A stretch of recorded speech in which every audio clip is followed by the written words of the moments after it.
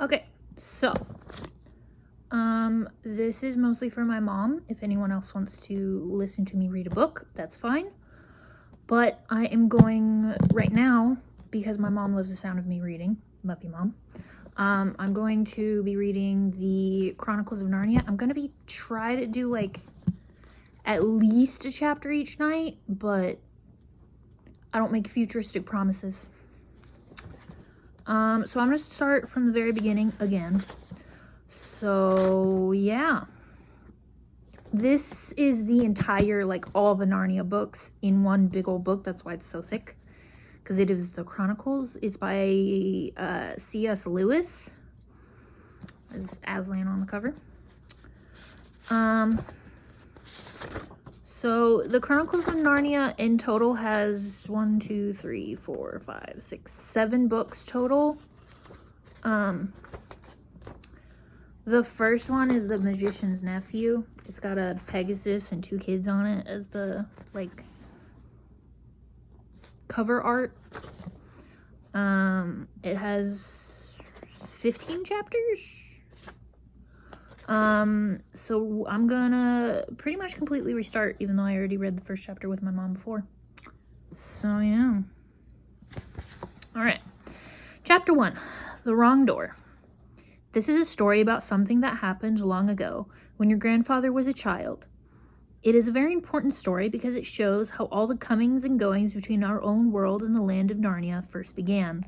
In those days, Mr. Sherlock Holmes was still living in Baker Street, and the Bastables were looking for treasure in Lewisham Road. In those days, if you were a boy, you had to wear a stiff Eton collar every day. The schools were usually nastier than now, but meals were nicer. And as for sweets, I won't tell you how cheap and good they were, because it would only make your mouth water in vain. And in those days, there lived in London a girl called Polly Plummer. She lived in one of a long row of houses which were all joined together. One morning, she was out in the back garden when a boy scrambled up from the garden next door and put his face over the wall. Polly was very surprised because up till now there had never been any children in that house, but only Mr. Ketterley and Miss Ketterley, a brother and sister, old bachelor and old maid living together. So she looked up full of curiosity. The face of the strange boy was very grubby. It could hardly have been grubbier if he had first rubbed his hands in the earth and then had a good cry, then dried his face in his hands. As a matter of fact, this was very nearly what he had been doing. "Hello," said Polly. "Hello," said the boy. "What's your name?" "Polly," said Polly. "What's yours?" "Digory," said the boy. "I say, what a funny name," said Polly. "It isn't half so funny as Polly," said Digory. "Yes, it is," said Polly. "No, it isn't," said Digory. "At any rate, I do wash my face, which is what you need to do, especially after—" And then she stopped. She had been going to say, "after you've been blubbering," but she thought that wouldn't be polite. "All right, I have then," said Digory in a much louder voice, like a boy who was so miserable that he didn't care who knew he had been crying. "So would you," he went on, "if you've lived all your life in the country and had a pony and a river at the bottom of the garden and then been brought to live in a beastly hole like this." "London isn't a hole," said Polly indignantly, but the boy was too wound up to take any notice of her, and he went on, "And if your father was away in India and you had to come and live with an aunt and an uncle who's mad, who would like that? And if the reason was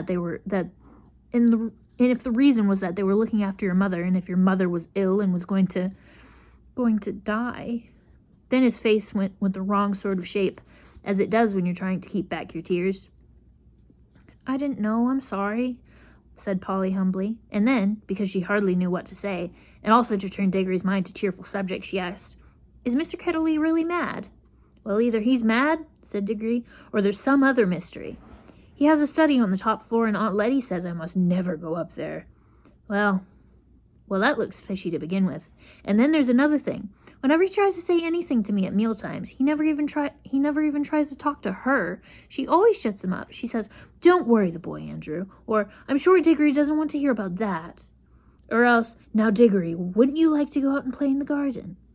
What sort of things does he try to say? I don't know. He never gets far enough. But there's more than that.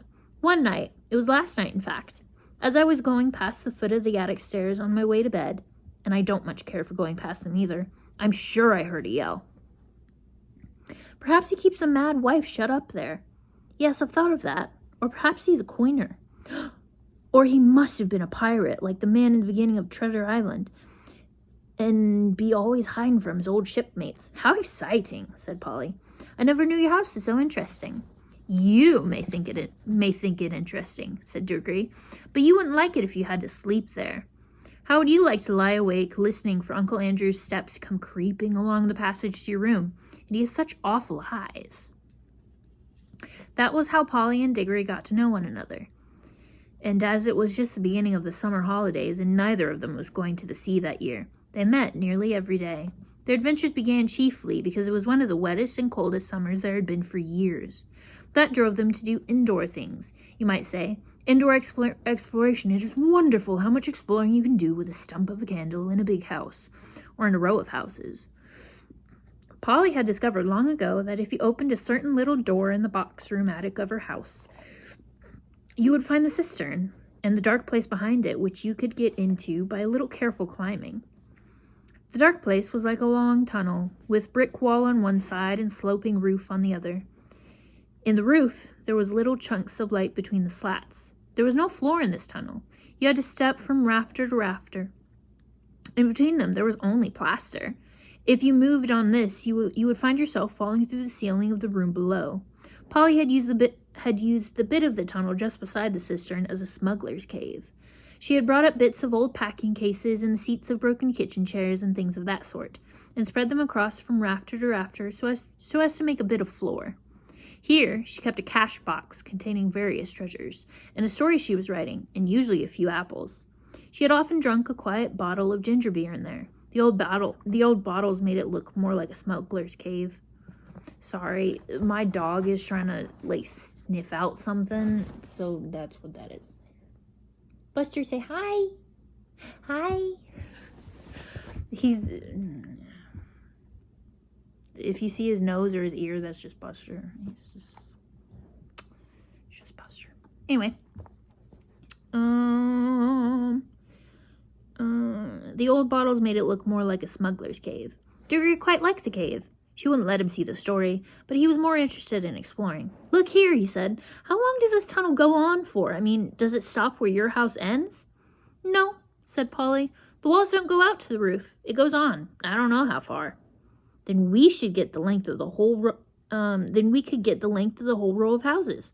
So we could, said Polly. And I say, what? We could get into the other houses. Yes, and get taken up for burglars? No thanks.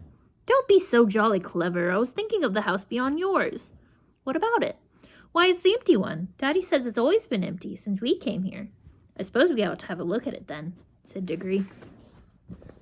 He was a good deal more excited than you would have thought from the way he spoke. For of course he was thinking, just as you would have been, of all the reasons why the house might have been empty so long. So was Polly. Neither of them said the word haunted, but both felt that once the thing had been suggested, it would be feeble not to do it. Shall we go and try it now? Said Digory. All right, said Polly. Don't if you'd rather not, said Digory. I'm game if you are, said she. How are we to know if we're in the next house but one? They decided they would have to go out into the box room and walk across it, taking steps as long as the steps from one rafter to the next. That would give them an idea of how many rafters went to a room. Then they would allow about 4 more for the passage between the two attics in Polly's house, and then the same number for the maid's bedroom. As for the box room, it would give them the length of the house.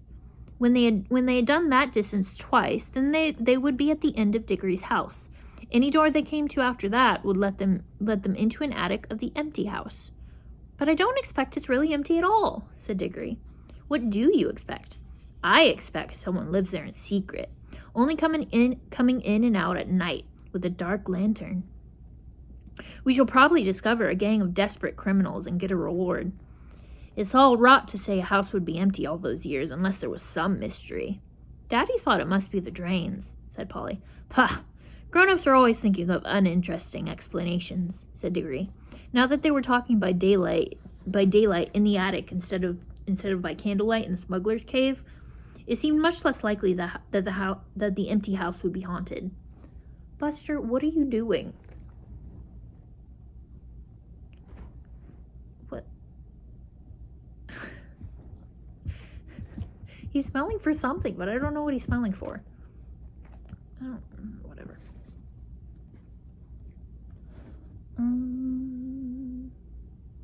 When they measured the attic, they had to get a pencil and do the sum. They both got different answers to it at first, and even when they agreed, I am not sure they got it right.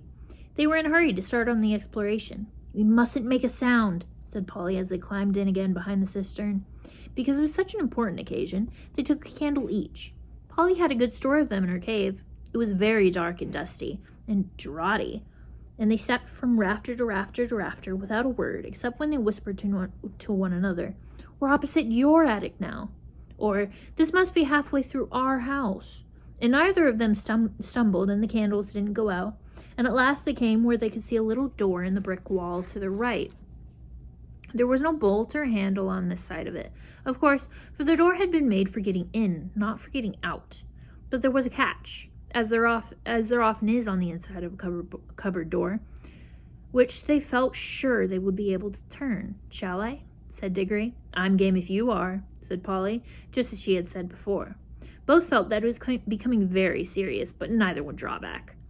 Digory pushed around the catch with some difficulty. The door swung open, and the sudden daylight made them blink. Then, with great shock, they saw that they were looking not into a deserted attic, but into a furnished room. But it seemed empty enough. It was dead silent. Polly's curiosity got the better of her. She blew out her candle and stepped out into the strange room, making no more noise than a mouse. It was shaped, of course, like an attic, but furnished as a sitting room. Every bit of the walls was lined with shelves, and every bit of the shelves was full of books. A fire was burning in the grate.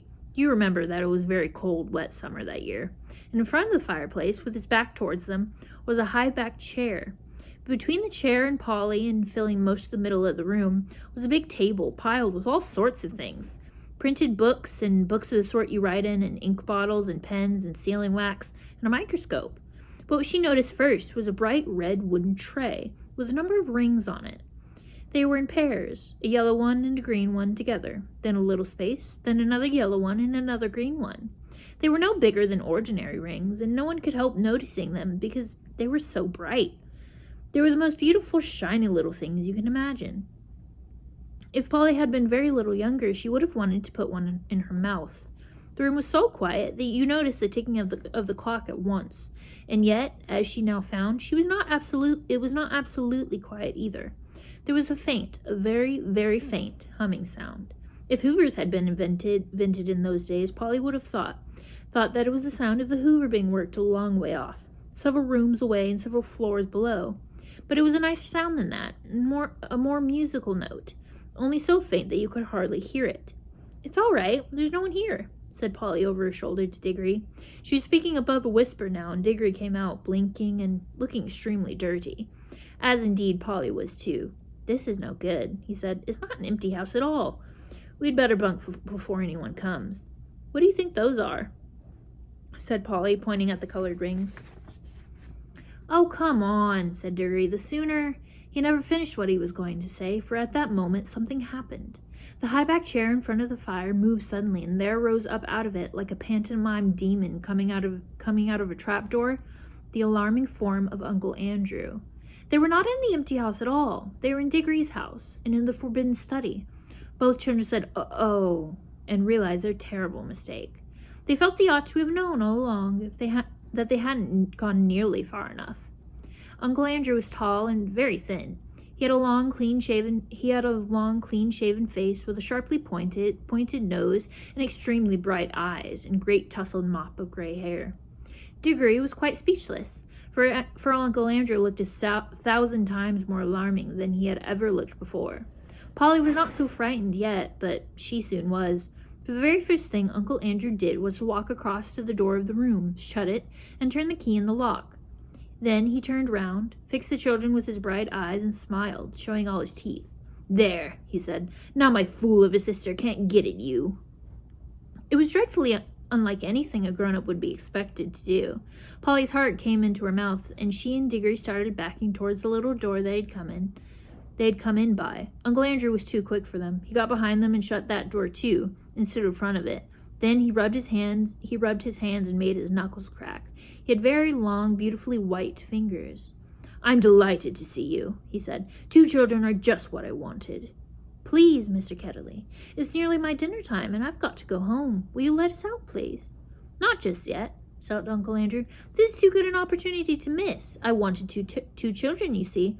I'm in the middle of a great experiment. I've tried it on a guinea pig, and it seemed to work, but then a guinea pig can't tell you anything, and you can't explain to it how to come back." "Look here, Uncle Andrew," said Digory. "It really is dinner time, and they'll be looking for us in a moment. You must let us out." "Must?" said Uncle Andrew. Digory and Polly glanced at one another. They dared not say anything, but the glances meant, "Isn't this dreadful?" and "We must humor him." "If you let us go out for dinner now," said Polly, "we can come back after dinner." "Ah, but how do I know you would?" said Uncle Andrew, with a cunning smile. Then he seemed to change his mind. "Well, well," he said, "if you really must go, I suppose you must. I can't expect two youngsters like you to find it much fun talking to an old buffer like me." He sighed and went on. "You've no idea how lonely I sometimes am. But no matter, go to your dinner. But I must give you a present before you go. It's not every day that I see a little girl in my dingy old study, especially, if I may say so, such a very attractive young lady as yourself."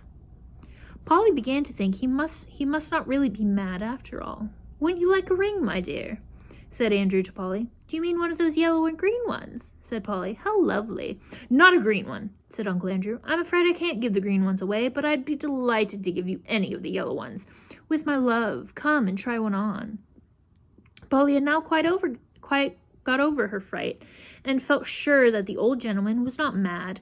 There was certainly something strangely attractive about those bright rings. She moved over to the tray. "Why, I declare," she said, "that humming noise gets louder here. It's almost as if the rings were making it." "What a funny fancy, my dear," said Uncle Andrew with a laugh. It sounded a very natural laugh, but Digory had seen an eager, almost greedy look on his face. "Polly, don't be a fool," he shouted. "Don't touch them." It was too late. Exactly as he spoke, Polly's hand went out to touch one of the rings, and immediately, without a flash or noise or a warning of any sort, there was no Polly. Digory and his uncle were alone in the room. I really should have gotten water. I'll remember next time. Anyway.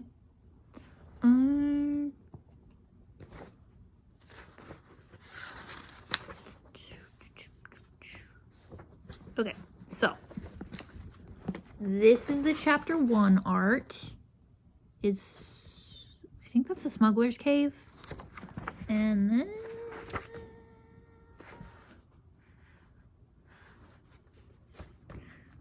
okay, so chapter 2, Digory and his uncle.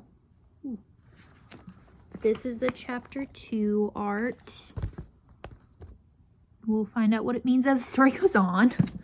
I know what it means because I've read this chapter so many times.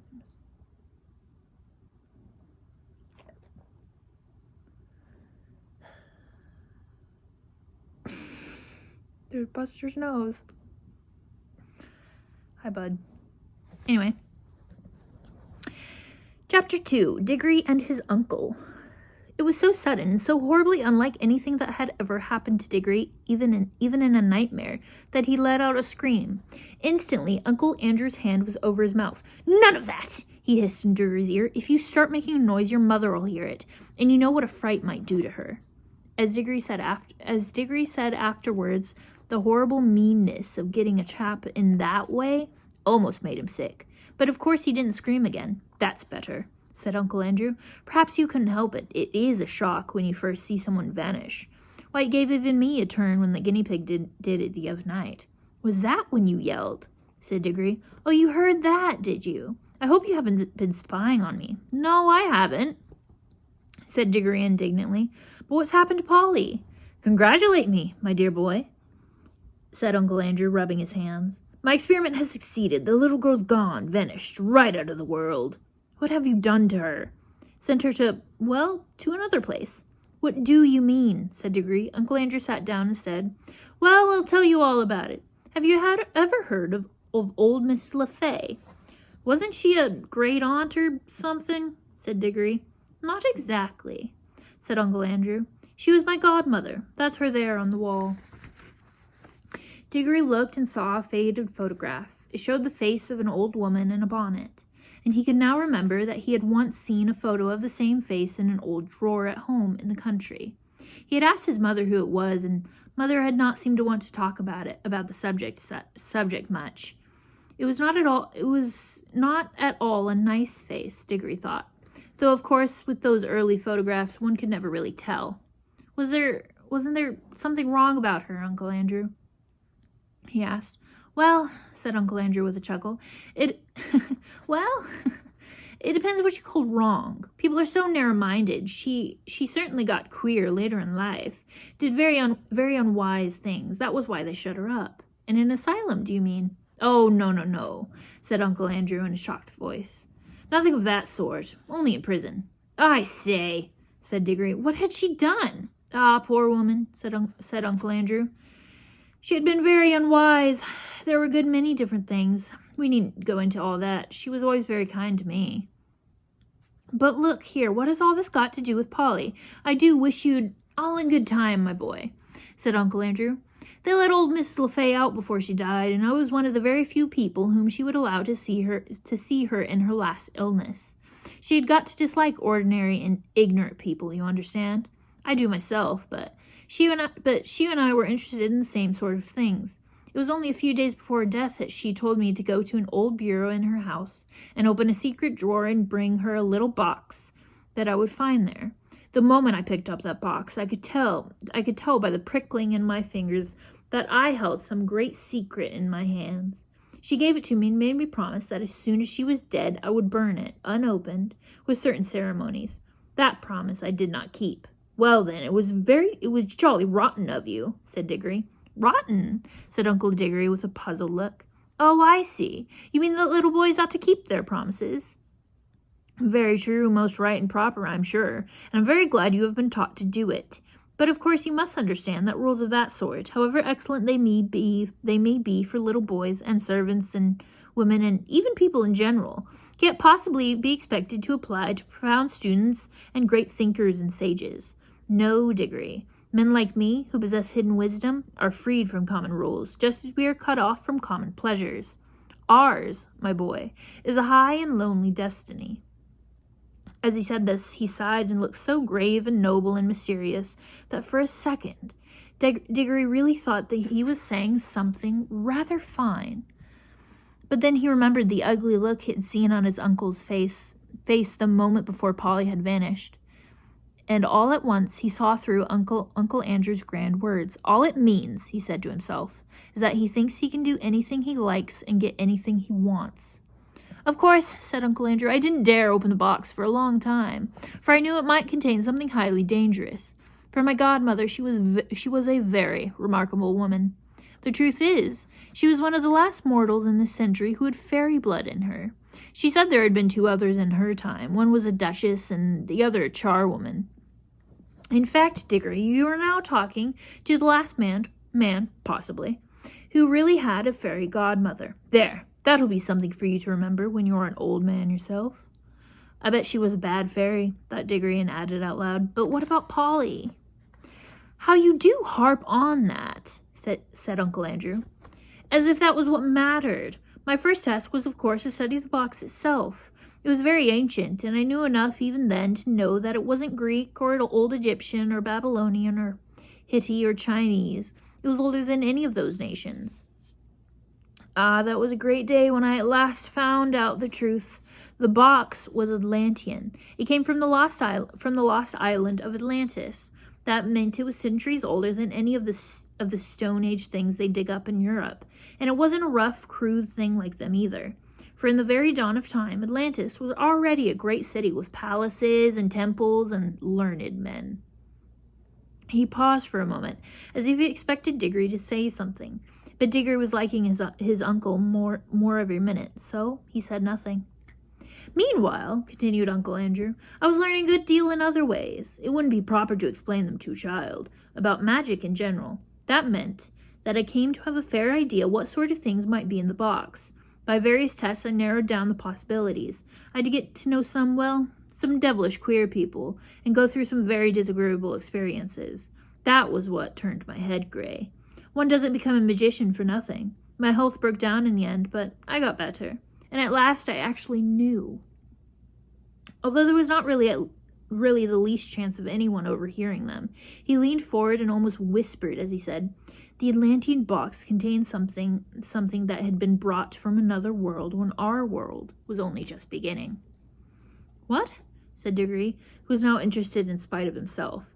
"Only dust," said Uncle Andrew. "Fine, dry dust. Nothing much to look at, not much to show for a lifetime of toil, you might say. But when I looked at that dust, I took jolly good care not to touch it, and thought that every grain had once been in another world. I don't mean another planet, you know. They're part of our world, and you could get to them if you went far enough. But a really other world. Another nature, another universe. Somewhere you would never reach, even if you traveled through the space of this universe forever and ever. A world that could be reached only by magic. Well," here Uncle Andrew rubbed his hands till his knuckles cracked like fireworks.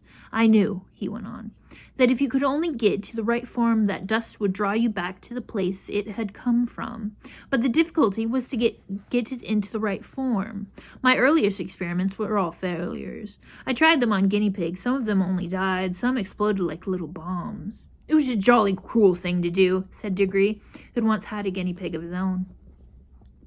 "How do you keep getting off a point?" said Uncle Andrew. That's what the creatures were for. I'd bought them myself. Let me see, where was I? Ah, yes. At last I succeeded in making the rings, the yellow rings, but now a new difficulty arose. I was pretty sure now that a yellow ring would send any creature that touched it to the other place.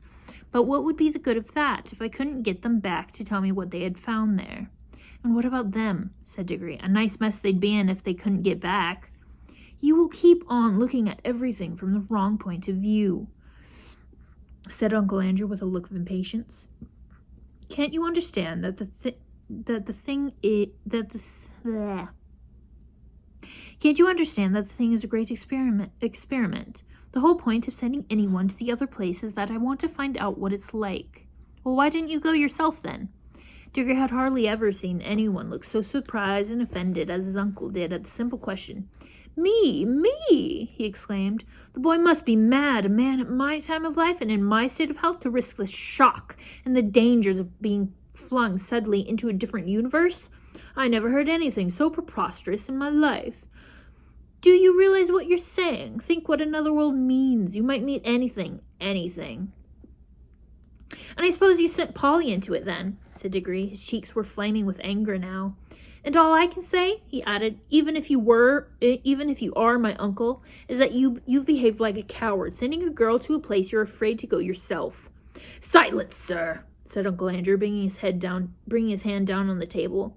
"I will not be talked to like that by a little dirty schoolboy. You don't understand. I am this great scholar, the magician, the adept, who is doing the experiment. Of course I need subjects to do it on. Bless my soul, you'll be telling me next that I ought to have asked the guinea pigs' permission before I used them. No great wisdom can be reached without sacrifice.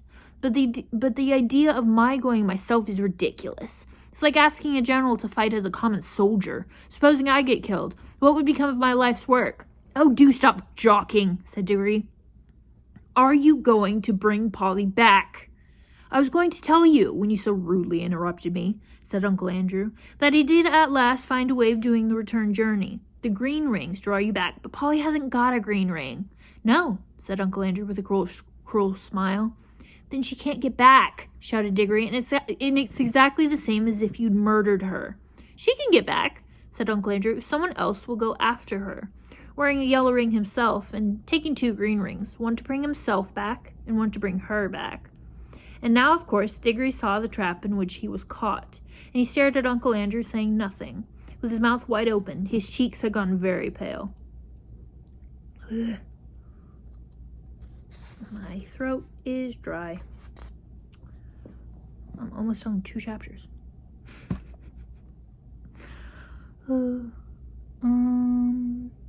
I hope, said Uncle Andrew presently in a very high and mighty voice, just as if he were the perfect uncle who had given one a handsome tip and some good advice. I hope, Digory, that you are not given to showing the white feather. I should be very sorry to think that any one of our family had not enough honor and chivalry to go to the aid of a lady in distress. Oh, shut up, said Digory. If you had any honor and all that, you'd be going yourself, but I know you won't. All right. I see I've got to go, but you are a beast. I hope you've planned the whole thing, so that she'd go without knowing it, and then I'd have to go after her. Of course, said Uncle Andrew, with his hateful smile. Very well, I'll go. But there's one thing I jolly well mean to say first. I didn't believe in magic till today. I see now it's real. Well, if it is, I suppose all the old fairy tales are more or less true. And you're simply a wicked, cruel magician like the ones in the stories.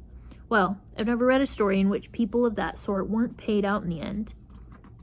And I bet you will be, and serve you right. Of all the things Digory had said, this was the first that really went home. Uncle Andrew started, and there came over his face a look of such horror that, beast though he was, he could almost feel sorry for him. But a second later, he smoothed it all away, and said with a rather forced laugh, Well, I suppose that's a natural thing for a child to think. Brought up among women as you have been. Old wives' tales, eh? I don't think you need to worry about my danger, Digory. Wouldn't it be better to worry about the danger of your little friend? She's been gone some time. If there are any dangers over there, well, should be a pity to arrive a moment too late. A lot you care, said Digory fiercely. But I'm sick of this jaw. What have I got to do? You really must learn to control that temper of yours, my boy, said Andrew coolly. Otherwise you grow up like your Aunt Letty. Now, attend to me. He got up, put on a pair of gloves, and walked over to the tray that contained the rings. They only work, he said, if they're actually touching your skin. Wearing gloves, I can pick them up like this and nothing happens. If you'd carry one in your pocket, nothing would happen. But of course, you'd have to be careful not to put your hand in your pocket and touch it by accident. The moment you touch a yellow ring, you vanish out of this world. When you are in the other place, I expect, of course, this hasn't been tested yet, but I expect that the moment you touch the green ring, you vanish out of that world and, I expect, reappear in this. Now, I take these 2 green rings and drop them in your right-hand pocket. Remember very carefully which pocket the greens are in. G for green and R for right. GR, you see. Which are the first 2 letters of green. One for you and one for the little girl. Now you pick up a yellow one for yourself. I should put it on your finger. If I were you, there will be less a chance of dropping it. Digory had almost picked up the yellow ring when he suddenly checked himself. Look here, he said. What about Mother? Supposing she asks where I am? The sooner you go, the sooner you'll be back, said Uncle Andrew cheerfully. But you don't really know whether I can get back. Uncle Andrew shrugged his shoulders, walked across the door, unlocked it, threw it open, and said, Oh, very well then, just as you please. Go down and have your dinner. Leave the little girl to be eaten by wild animals, or drowned, or starved in other world, or lost there for good, if that's what you prefer. It's all one to me. Perhaps before tea time, you'd better drop in on Mrs. Plummer and explain that she'll never see her daughter again, because you were afraid to put on a ring. By gum, said Digory, didn't I just wish I was big enough to punch your head?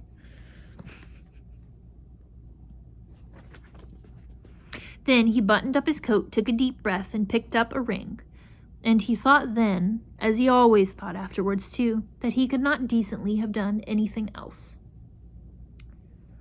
Chapter 3 would be The Wood Between the Worlds. Ooh. The chapter art's real pretty. This is a chapter art for chapter 3. I'll read that next time, but not right now, because I'm tired and my throat hurts. Anyway, love